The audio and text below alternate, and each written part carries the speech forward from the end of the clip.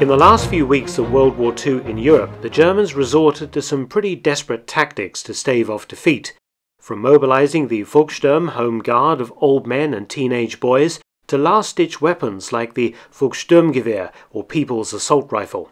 The Air Force, the Luftwaffe, was by now virtually grounded, with few squadrons able to challenge the aerial supremacy, the Royal Air Force and United States Army Air Forces over Germany.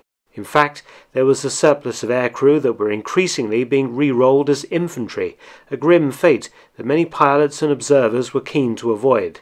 Even training aircraft were to be employed in frontline combat, and one of this type, the Bücker 181 Bestmann, employed a rather novel weapon in the ground attack role. Although some units were still able to put aloft the latest German jet planes like the Messerschmitt 262 and the Heinkel 162 Salamander, the fight to the bitter end spread to training units as well, whose unarmed and unarmoured aircraft were suddenly re-rolled as Panzerkanaka or tank destroyers. The Bücker 181 was a two-seater, low-wing monoplane with a fixed undercarriage from 1939 capable of a top speed of barely 150 km per hour. The advantage for the Luftwaffe was twofold. These cheap trainers required little aviation fuel compared to proper fighters and bombers, and being instruction aeroplanes, they were very easy to fly. The Bücker was also extremely maneuverable, an advantage when attacking ground targets. One unit thus formed was the 3rd Panzerjagdstaffel, or Tank Hunter Squadron, in early March 1945 at Kaufbeuren in southern Germany.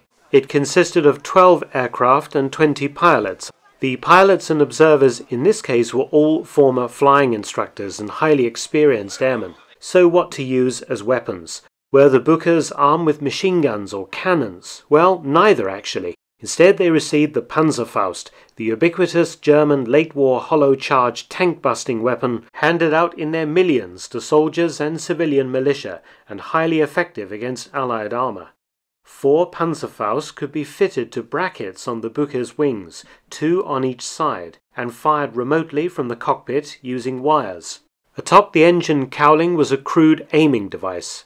Hunting tanks in this manner required aircrew of amazing intestinal fortitude, as the Bücker would fly in at its maximum speed of around 150 km per hour, closing on the enemy tanks until at 500 meters the pilot leveled off at an altitude of just 20 to 30 meters. Then he would fire his Panzerfaust from around 100 meters. A violent evasive maneuver was then necessary to avoid the resulting explosion. Due to the chances of running into Allied fighters, Bücker missions were only flown at dawn or dusk, making visibility an added worry for the pilots. Also, the exhaust plume from the Panzerfaust mounted on top of the wing could occasionally set fire to the Bücker's wooden wing surface. The 3rd Panzerjagdstaffel went into action for the first time on the evening of the 19th of April 1945 against US tanks near Tübingen. The 6 Bückers failed to locate the enemy armour, but they did manage to destroy some trucks with their Panzerfausts. They tried again on the 20th without success. On the 24th of April, the unit flew its final operational sortie of the war, not against the Allies, but to destroy abandoned German aircraft at a field in Memmingen. The unit then fell back into Bavaria and surrendered at Reit am Winkel in the Alps on the 9th of May 1945.